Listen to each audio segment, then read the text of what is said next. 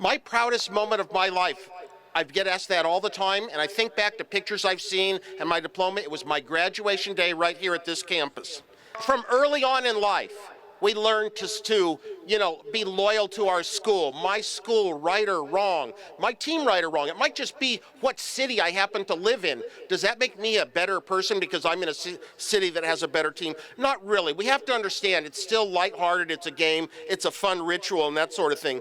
Because eventually in life, we start saying, my country, right or wrong, rather than asking questions and really challenging things that boil down to a lot of violence and death in the world.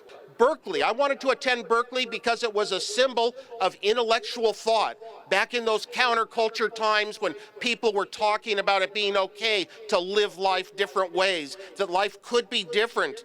The intellectuals were at the universities. They were challenging a lot of the accepted wisdom and ways that we lived our life.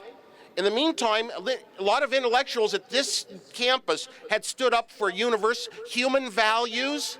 They had stood up for, excuse me, there's a little bit of an echo, that's why I have trouble speaking. They stood up for human rights. They stood up for wars that were wrong and protested. Berkeley, of course, was the best time of my life. It was the best friends. I hope you're here somewhere, John. It was the best experiences, the most exciting time. You have the freedom in your life to explore, to be curious, to learn things, whatever you want to do, to set your own directions and make choices. You also might get your first kiss here. It's also a time for the formation of your life values. Your personality kind of solidifies in those early 20s years, and that's what you're going to be like for life. You could probably look at yourself, and your personality probably isn't going to change much from here to there. In my own case, I thought about it intellectually and said my brain can figure things out with logic, and I chose truth.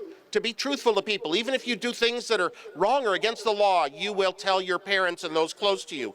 Be kind to others was another one of my philosophies, and help those in need.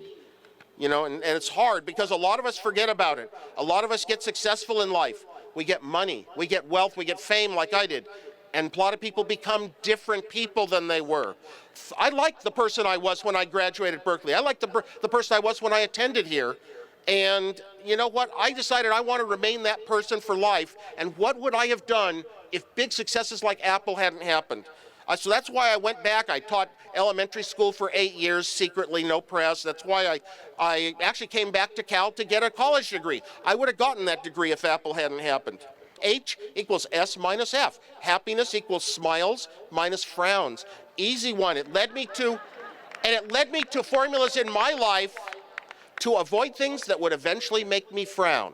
Try to set yourself up so that things can happen, not the way you would prefer, but it doesn't necessarily have to make you frown. Top dog. Here in Berkeley, that inspired me and my computer design so much, because Top Dog, a hot dog, well then it was a different price, but now like 75 cents, but it's $3 for a hot dog. You don't have to figure some pennies out for tax. You buy 50 cents for a bun, it's $1.50 for a drink. Nice, simple amounting. You don't have to do all this worrying about the fringe little extra details that every accountant will tell you are the important critical parts. It is so simple, it is so nice for the buyer. And I like to put that thought about simplicity into all of my designs. So we didn't design the internet or any of these computers to replace the brain, but it sort of happened. We discovered that huge amounts of information of the world and processing ability and sorting it and searching, all of a sudden that replaces a lot of stuff we used to use brains for. A lot of changes coming in the future. You have to find your own keys to your happiness in life. Keys that work for myself or a friend aren't going to necessarily be the right keys for you. It's in you. One of the things is you don't have to win arguments. You just have to win it inside yourself. Know that your way of thinking is right and good by your standards. Your intellectual and physical energy is at a peak at this age. Look at the young age of the people that started Google, Facebook, Apple, Yahoo back when, and a lot of these other companies. They're your age, and they come up with ideas that they believe in. They work for it like Brianna did. And you got to trust in yourself and know what your internal passion is, and that's what will drive you to success. When you have success, are you going to become a different person, though?